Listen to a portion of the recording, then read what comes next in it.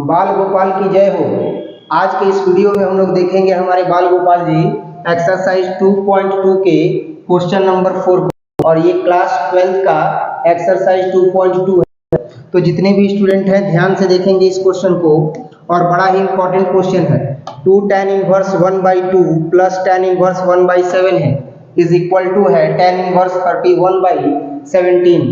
तो अब हम लोग बच्चों सबसे पहले इसका LHS नोट करेंगे और जब हम इसका LHS नोट करेंगे तो वो मान है 2 tan inverse 1/2 plus tan inverse 1/7।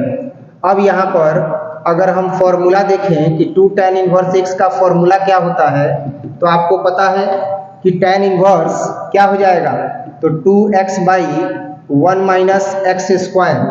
इसी फॉर्मूला के आधार पर हम लोग 2 tan इनवर्स 1/2 को जो है वो सॉल्व कर देंगे। अब यहाँ पर अगर हम देखें तो हमें मिलता है 2 tan इनवर्स 1/2। तो अब यहाँ x का काम 1/2 कर रहा है, 2 tan इनवर्स x की जगह पर 1/2 तो हो जाएगा tan इनवर्स और इसके बाद 2x, तो 2 और x का काम 1/2 कर रहा है तो वही मान रखते हैं। इसके बाद है 1 माइनस एक्स स्क्वायर, तो 1 ऐसे ही रहेगा और एक्स स्क्वायर यानी 1/2 का स्क्वायर कर देंगे। इसके बाद है प्लस tan इनवर्स 1/7। ध्यान देंगे बच्चों, 2 से 2 कैंसिल हो जाएगा। अब मिलेगा tan इनवर्स कितना 1 और ये हो जाएगा 1 माइनस स्क्वायर करने पर 1/4। 1 का स्क्वायर करेंगे 1 ही रह जाएगा और 2 का स्क्वायर करेंगे तो 4 हो जाएगा।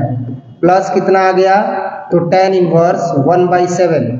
अब इसको सॉल्व करेंगे और इसको जब सॉल्व करेंगे तो tan इनवर्स 1/LCM ले लेंगे तो LCM 4 होगा।